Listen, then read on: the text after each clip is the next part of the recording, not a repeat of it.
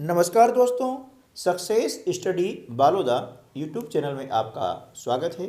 आज की इस वीडियो में हम एटीग्रेड अभ्यास पुस्तिका कक्षा 8 विषय हिंदी के पार्ट 2 आत्मविश्वास के प्रश्नोत्तर लिखने का प्रयास करते हैं। तो चलिए शुरू करें हम आज का वीडियो। पार्ट 2 आत्मविश्वास, इसके अंतर्गत पहला प्रश्न है, आदमी किसके कारण खंडित हो जाता है? उत्तर है, आदमी दुविधा के कारण खंडित हो जाता है। प्रश्न क्रमांक 2, खंदक खाइयों समासिक पद में कौन सा समास है? तो खंदक खाइयों समासिक पद में द्वंद्व समास है। ठीक है, समास के बारे में और अधिक आपको जानना है तो मेरे चैनल पर प्लेलिस्ट के अंतर्गत समास संधि के बारे में विस्तृत चर्चा की गई है, वहां से आप जाकर के वीडियो को देख सकते हैं। अगला प्रश्न है, मनुष्य के आत्मविश्वासहीन होने का कारण क्या है? उत्तर, मनुष्य के अंदर उत्पन्न भय, शंका और अधैर्य आत्मविश्वासहीन होने के कारण हैं। प्रश्न क्रमांक 4, विरोधी को हम शक्तिशाली क्यों मान लेते हैं? उत्तर, हम अपनी आत्महीनता से, कायरता से, कुसंस्कार से, आत्मविश्वास की कमी से विरोधी को शक्तिशाली मान लेते हैं।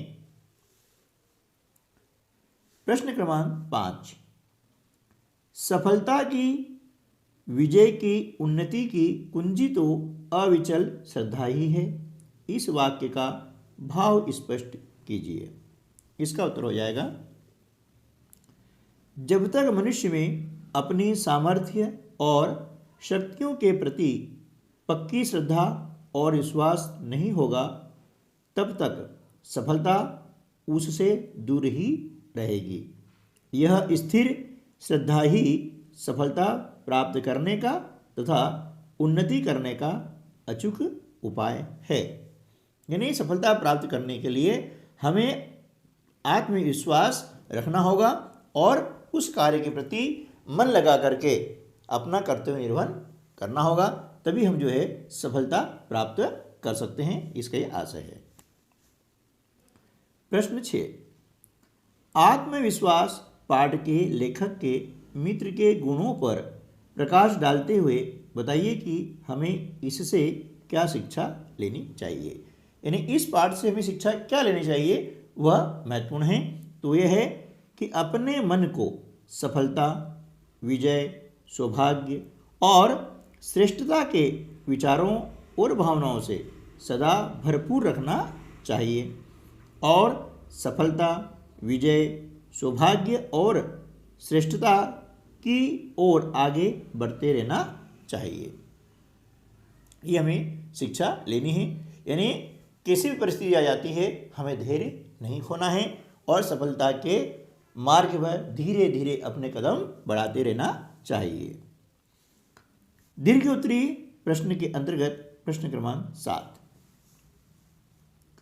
आत्मविश्वास के बूते पर जीवन में सब कुछ करना संभव है। आत्मविश्वास पाठ के आधार पर किसी महान व्यक्तित्व का उदाहरण देते हुए उक्त कथन को स्पष्ट कीजिए। तो इसका उत्तर हो जाएगा, आत्मविश्वास की ताकत कठिनाई पर विजय प्राप्त करने की सामर्थ्य देती है। हमारे समक्ष नेताजी सुभाष चंद्र बोस का उदाहरण है, जिन्होंने अपने जीवन में सिर्फ चुनौतियों को ही चुना और सफलताओं के शिखर पर पहुंचते रहे। उनमें अटूट आत्मविश्वास था। इसके बल पर उन्होंने अपने विरोधियों की प्रत्येक कुचाल और कुचक्र को नष्ट कर दिया। जीवन में सब कुछ संभव हो सकता है यदि आत्मविश्वास अटल हो। अगला अब आता है मूल्यांकन, है ना। मूल्यांकन 2, इसके अंतर्गत लघु उत्तरीय प्रश्न है। प्रश्न क्रमांक 8, राम बाली के सामने आकर क्यों नहीं लड़े?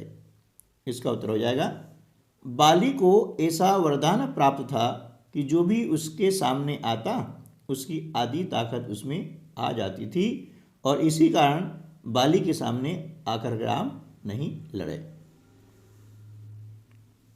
प्रश्न क्रमांक 9, सुभाष चंद्र बोस का प्रमुख चारित्रिक गुण क्या था? आत्मविश्वास पाठ के अनुसार कोई एक उदाहरण सहित लिखिए। उत्तर है, सुभाष चंद्र बोस का प्रमुख चारित्रिक गुण आत्मविश्वास था। जब अंग्रेज परीक्षक ने तेजी से घूमते हुए पंखे की पंखुड़ियां गिनने को कहा तो उन्होंने झट से पंखा बंद कर दिया और कहा कि हाँ, अब इन्हें सुगमता से गिनी जा सकती है। दीर्घ उत्तरीय प्रश्न, उसके अंतर्गत प्रश्न क्रमांक 10, जो लोग हमेशा उतार की बात सोचते हैं वे उन लोगों की तरह हैं जो कूड़ा घरों के पास कुर्सी बिछाकर बैठ जाते हैं और शहर की गंदगी को गाली देते हैं। आत्मविश्वास पाठ के आधार पर इन पंक्तियों की व्याख्या कीजिए। तो देखिए, इन पंक्तियों की हम इस प्रकार से कर सकते हैं कि जिन लोगों में किसी उद्देश्य को प्राप्त करने का उत्साह नहीं होता और सदा निराशापूर्ण भावनाओं में ही डूबे रहते हैं, वे जीवन में उतार यानी अवनति से प्राप्त दुख की ही बातें करते रहते हैं। वे कभी भी उन्नति के सुख की बात सोचते ही नहीं। अपने अंदर की शक्ति और जीवन के लक्ष्य के प्रति श्रद्धा समाप्त कर बैठते हैं।